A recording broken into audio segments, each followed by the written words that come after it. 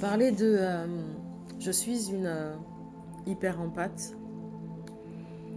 hypersensible, TDAH, HPE,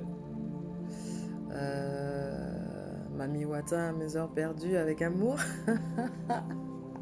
extraterrestre pour d'autres. Euh, des gens pourraient me qualifier de bizarre. J'assume. Ouais, je suis bizarre. Ouais, je suis unique, je suis moi. Voilà. Femme poisson. Euh, En tant qu'hyper empathe et hypersensible, on arrive à déceler certaines choses. Surtout quand on s'aligne, quand on s'ancre. On voit, on sent, on sait. Et du coup, on arrive à déceler certaines choses parce que quand un être n'est pas imprégné de douceur, j'ai tendance à observer, à analyser, à voir. Je suis un vrai magnétoscope, j'enregistre tout. Même des choses d'il y a 4 ans, 5 ans, 10 ans.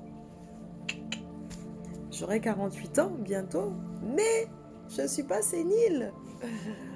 Et donc, je remarque en fait, quand c'est des personnes qui sont blessées, brisées, j'ai été moi-même brisée, blessée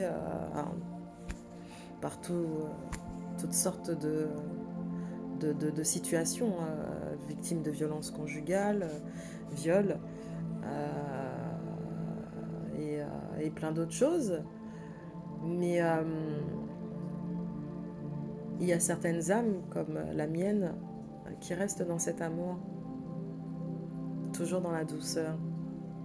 Et c'est ce qui nous perd des fois, parce qu'il y en a certains qui en profitent. Mais c'est pas le sujet. J'ai tendance en fait à observer, des fois quand j'ai des échanges avec certains êtres, des échanges à travers des vocaux ou des messages écrits, euh, très profiler sur les bords. J'analyse tout, mais sans pour cela être trop dans le mental en fait.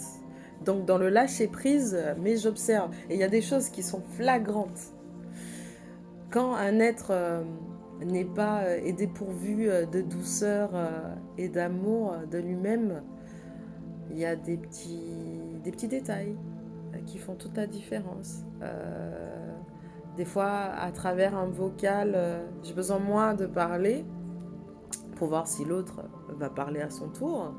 Mais c'est surtout que j'ai besoin d'entendre l'intonation pour savoir si je peux être en confiance et avoir cet échange et être dans le partage euh,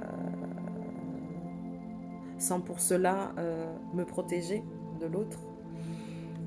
Même des petits émoticônes, c'est ça.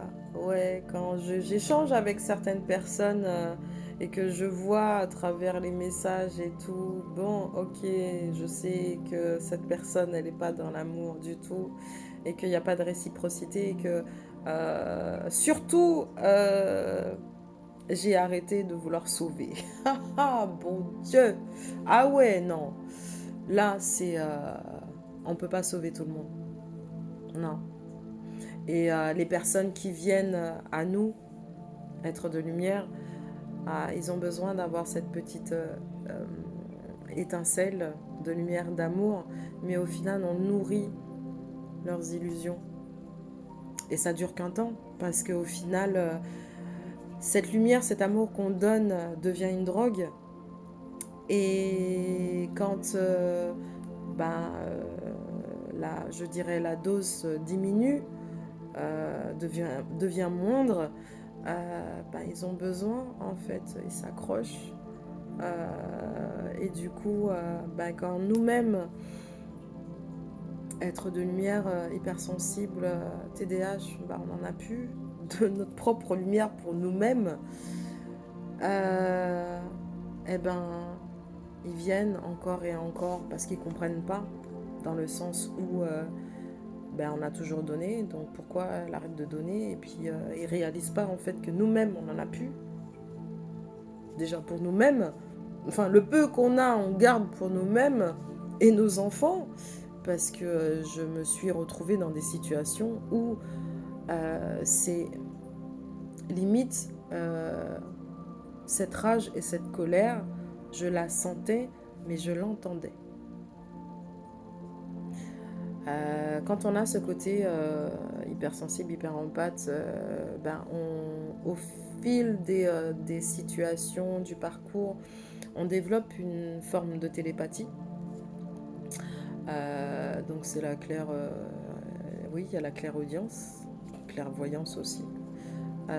Et je peux être auprès de quelqu'un et comme si j'entendais en fait ses pensées vis-à-vis de moi. Et des fois, ça m'a mis dans des situations très douloureuses, surtout quand c'est des personnes qu'on estime et qu'on aime, d'entendre cette rage, cette colère, cette haine, alors que on est juste de l'amour pour eux et on comprend pas, je comprends pas. J'ai jamais compris en fait pourquoi ces personnes-là. Tu es là, tu donnes de l'amour à cette personne qui en est dépourvue, qui est comme un enfant en fait, qui a besoin de douceur et d'amour, et que au lieu que cette personne soit reconnaissante, quand tu n'en donnes plus, préfère être dans la rage, dans la haine, et puis envoyer tout ce qui est mauvais œil en fait. De toute façon, la jalousie et tout, la colère et tout, c'est un seul égrégore.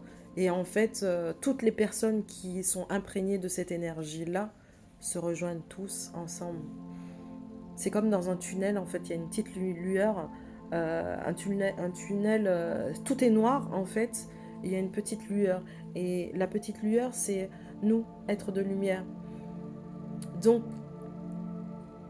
tous, en fait, s'attaquent à la même lueur. Et ça, c'est lourd, très lourd. Et je l'ai vécu et revécu. Aujourd'hui, je sais, je suis beaucoup plus dans le lâcher prise, ne plus être imprégnée de cette peur d'être seule, cette peur des attaques diverses et variées. Non, je nourris plus cette énergie-là. Non. Mais pour cela, il faut s'aligner, s'ancrer, s'aimer. Je me suis fait un câlin, c'est quand? C'est avant-hier, je crois. Je me suis pris dans les bras. J'ai ressenti cette chaleur, cette douceur. Et faites-le, hein, ça fait du bien. Ouais.